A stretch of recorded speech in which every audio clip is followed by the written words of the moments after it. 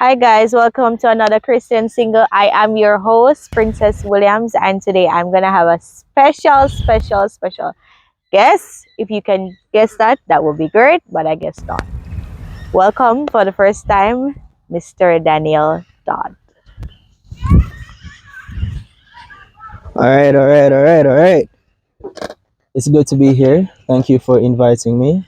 I feel nervous, by the way, but we'll shake that off. Yes, Yeah, definitely. we're gonna remove that spirit of nervousness. Yes. We're not doing that Yes. today. Fear is not It's of God, right? no, it's Right. definitely not. And it's good to have you here on my channel. It's a privilege. Okay.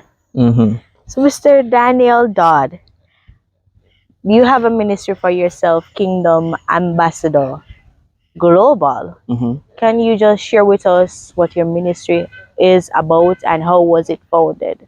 Okay, great. Thank you.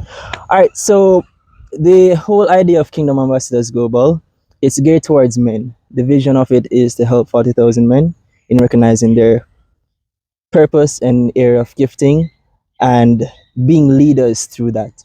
The reason being, and a lot of people may have the idea of, oh, is it gender bias, right? No, it's not. It's coming from the place of the basic unit of society, thinking of the problems that we have within our society and globally. It all stems from the family. And if it is that the family is not orientated within the right principles, Seen as man is the head yeah, of the seen as man household. is the head, Okay. then everything stems from that. And so it was just the focus of how can I be able to help persons in my own little way. So from my time of going to UA, I've always seen men on the street predominantly, and it was a thought process of how can I help them. And the first thing that came to mind was charity. But what really influenced me was the great Miles Monroe. Yeah, Wow. he is a huge inspiration for me, and he basically shaped my faith in how I looked at Christianity and Okay. the fact of a man having a vision and all of that. And so it all stemmed from that. And from ever since, it's just been growing, and other persons have been attracted to it, both here, locally, and also abroad. That's And things nice. has been going great thus far. So yeah, it's pretty much it in a nutshell. Pretty much it. Yeah. Awesome. So, men, you hear Daniel is definitely cheering for you and Amen. here to Definitely. groom you as well, right? Definitely. A child shall lead them. That is wow. I don't know if I think he's using the context that he's a child of God. Yes. Because yes. I'm sure he's not a child. See, you picked up there. Yes. Okay. Gotcha. All right. And how has it been for you?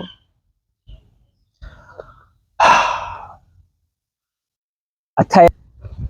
So, how it has been for me as a man, just like any other ministry, there is a lot of ups and downs. Honestly, there are thoughts sometimes that comes to mind whether if I'm capable of doing such a thing, if I will be able to see what I put out there come to pass.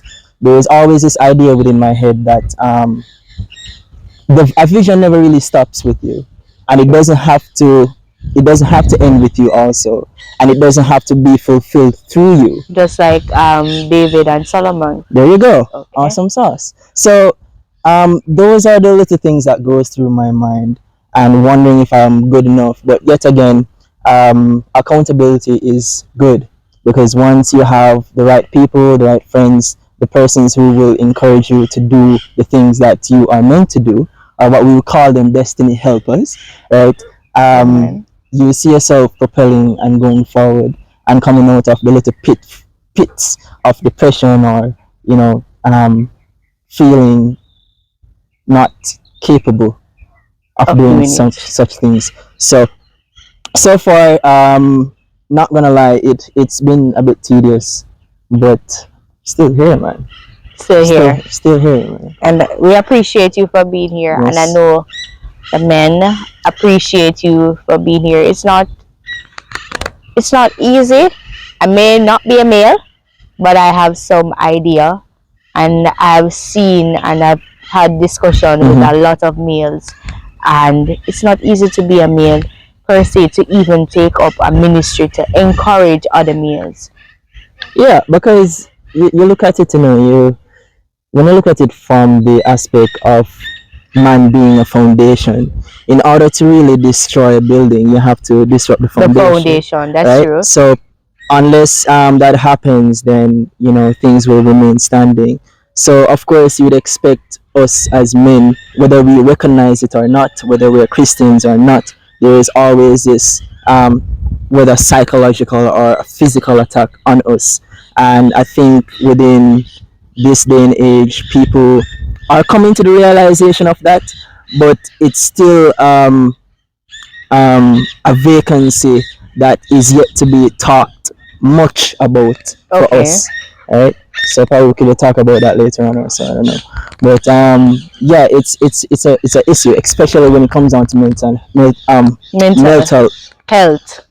You know what I'm saying? Yeah, mental health. Mental And health. that's true, because if I heard Mhm. somebody say it, I've not checked the statistic for myself, but I've heard person say that you have more males Yeah. that are mentally ill than females. Yes. And Yes. based on what we will see on the road, that can be It's evident. true. Yeah. Like it's evidence. You don't need statistics to actually see that. It's evident. You go there, you see people just out of it. But we're gonna stick up in here, yeah, Yeah. until we come back again. And So the other question is, what are some sacrifices that you had to made to become a son of God? it's a good one. All right. So my background, as I would have told you, coming from a Christian household, being one of those ministers' kid. One of the PKs. One of the PKs, man. The PKs. My background hasn't been so much of a rough one, Okay. right? I have basically been grown up in a good, decent home, as people would have deemed it to be. Okay. Grown up in church basically all my life. But of course, not necessarily that you've grown up in church mean that you have really committed yourself to church, right? So it really happened within my latter years, latter teenage years, if I put it that way. For one, it was easy for me. It was easy for me. Based on the scripture that says, train up a child in the way that they should go, and so that they not depart. So certain things, automatically, it wasn't. I never saw certain things. How do I put this? I never saw myself doing certain things as how persons would just not think on certain actions that they commit. So, for example, if you're talking about like partying and stuff like that, that was not me. Even if I do attend like a wild party like that, it never felt right. You felt out of place. I felt out of place. Gotcha. Right? I think the main problem for me was convincing myself or seeing myself that you could fit in. Yeah. Wow. I'm glad you touched that.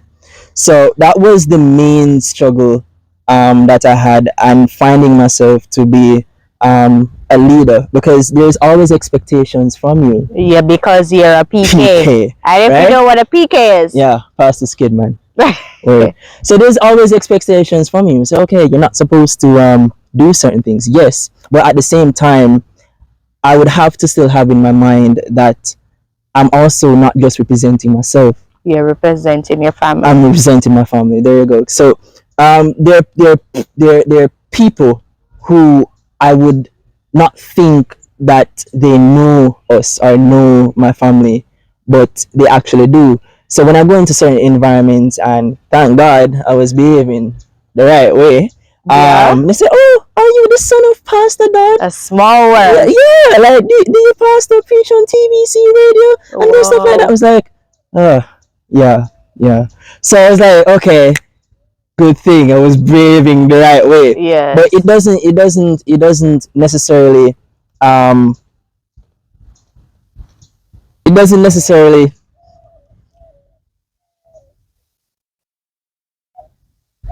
Go ahead.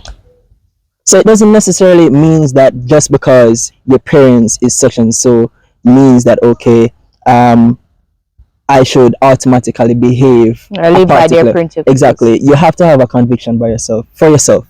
So that was the mental blockage that I had.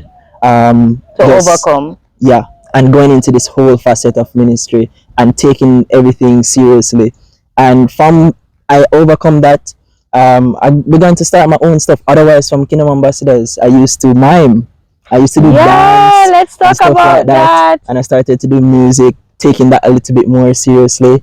Yeah, that was the whole mime thing was it had a time. It It had a had time. time. So Yeah. do you think it expired or you need to resurrect it? It's a very good question. A couple people asked me that. Because I used to have a group. And I can't say that I don't have the skill or the gift. Mm-hmm. You know, there's principles to things at the end of the day. If you don't use up a gift, it will be diminished. That's right? true. So I still can be able to mime and stuff, but it's not the main gift that I'm focusing on. On right now. Right? So Okay. I have no problem with teaching other people, and if God's will, if I am to do it again, then why not? Okay. Yeah. Okay. That's okay. Alright, so thank you for answering Yeah, no problem. No problem. those questions. No, we're gonna about to get really into it. Lord As a help PK. me. Yes, I pray the Lord helps you because there is a lot of things I know that you, as you have said, the expectation of a person surrounding Yeah. a PK, a pastor's kids. And personally, I probably have a little Mm-hmm. glance at it Uh-huh. to see how persons expect you to do this, do that, Mm-hmm. and you are to live up to your parents' reputation. Right? So, what I want to ask you, as a pastor kid, Yeah. what was your dating life like in the past? Because the reason why I ask that, they normally have this saying that the Yeah. past, I would never date a pastor's son because he's with Mary, Uh-huh. Jane, Esther, Abigail, all the names, Martha, every name in the Bible, Sarah. Sarah. I hear you. Yeah, so what was Okay. it like for you? So I must admit, I believe firstly that for most why am I Household. twisting my words? So But for most household, they're not properly taught on the whole idea of dating, okay. and we've been so fixated on marriage. So I would understand that you would have that idea of us and the many other men who are out there who date Mary, Sarah, and all of these other young ladies, in the right? Bible. And if I may say, I apologize on behalf of all of them. Thank you. Bless we you. accept your apology. Amen. Right? So I don't believe that we have been thoroughly taught on this. And so there has been a misguided effort in teaching us. For me personally, that was really not the case. I tried my best to stick with one female once dating or stuff, because my household is my mom and my dad. I've seen that Yeah. throughout my years. I've never seen my dad falter in any way. So my parents, despite the fact of not teaching me how to You go learned that about from certain, them. yeah, I learned that from them. Okay. So it wasn't much of an issue, and automatically, since I have been shaped by the ideology that they may depart on me, I know what not to look for, what to look for automatically. And probably we can talk about that later on. Yes. But we're gonna have a part two. You know, we're gonna have a part two? We're gonna have to have a part two because it's a lot to talk about. But what I want to ask you, though, I've heard a few males say this. Yeah. Dating is basically getting, as I know. know that, to know someone so they can be dating even Christian males Uh-huh. said this, that they can be dating more than one female at a time. What's your take on that? Yeah, you're touching on touchy topics I there. touch it topic. Because everybody, ideology is relative, Yes, right? Everybody has their own way of looking at things. At the end of the day, still you are single until you're married, that is true. right? Right. So, so if you're looking at it from that perspective, you don't see somebody jump in and say, "Okay, I'm gonna marry you." You have to get to know the person, Which is right? okay. So if you're looking at it from the definition of dating, which is getting to know Oh, somebody. someone, then of course, personally, I don't see anything wrong with that. At the same time, um, yes, that can encompass friendships, because that's where everything will start from. So if it is that you have seen certain characteristics that you would deem suitable for you at the end of the day, then of course you go the entire way. But I do agree with the statement.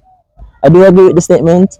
If it is a case where um if it's well, outside of the case, if it is that you are very sure Your of, house. yeah, of that person. What about leaving disclaimers to the Amen. females? So say you're dating about 5 females because really and truly you're trying to just get to know them and getting to know their background, know if this person can be a suitable helpmeet for you. Mm-hmm. I think there should be disclaimers, expectations, because for us females we tend Yeah. to be a little more emotional, and we Yeah. will meet you and we're thinking about the wedding, we're thinking about the children, the Them signals, houses. man. Yes, Yeah, I get what we're you're pretty saying. deep. So I think if that's the case, if somebody's like that, you should have some disclaimers to say, Yeah, of hey, course, because definitely you want to make your intentions clear. that's It's true. always good to make your intentions clear so that it doesn't um create any cloud of judgment for the other Yes. party. So and I think for us as men, we tend not to do that. Um, for some reason we don't know why. I could not answer you, but it's always good to make your intentions clear. The sooner you do that, it creates less casualties later on. And so I don't know what else to say on that, but make your intentions clear. Both the ladies and the gentlemen, because we're not fixating on just the men. The ladies are victims too, as well. Right? Our The camera men. person is making up her face, but nevertheless, yes. Yes, true. on both sides, I agree. Both parties should make their intentions Yeah, clear. And I definitely. like the way you ended things about making intentions clear. So as a man, Mm-hmm. what are some green lights to let a female, from a man's perspective, to let a female know, like, hey, this dude is really interested, he's taking me serious, and he wants to move forward? Because some female that Yeah. tend to, okay, I know you haven't said this, but I feel, Yeah. and stuff like that. So what's your take on that? Actions are very important. I believe woman, the average woman, of course, just making a disclaimer, this is just my opinion. For other males, it may be different. So just Okay. putting that out there, it's relative. But nevertheless, for women, words are a lot to them. You can correct me if I'm wrong. No, you're right. You're Right? going somewhere, brother. They You're going focus somewhere. they focus a lot on how you make them feel, Okay. right? And if it is that a person is interested in you, they will go the mile or that feet to ensure that you know that they are interested. So whether if it's a continuous call, a continuous text, spontaneity, right? Okay. In any small or big way. For me, I wonder if this is too personal. No, Pardon let that. it out, man. Let it out. Like for me, man, I'm a person that loves to give gifts. Okay. So if you see me gifting you than usual, then you know that something is up. You know Yeah, what I mean? something is up. So So is that is that your love language? Yes, that's one of my That's one love of your love. language. Okay. Yeah, yeah. It's not the main one. It's not, but one of. Yes. That's fine. Okay. Yes, but for most men, it's their green lights are a bit different, and it depends on their background. Okay. So some may be attracted to women by their intellect, or if it's a spiritual type of thing, by how they pray or how they conduct themselves within a church gathering or around other saints and stuff like that. It all differs, right? But depending on the background, that's all I can say. Depending on the background, and Yeah. that's fair. What about the males that are very fearful to express?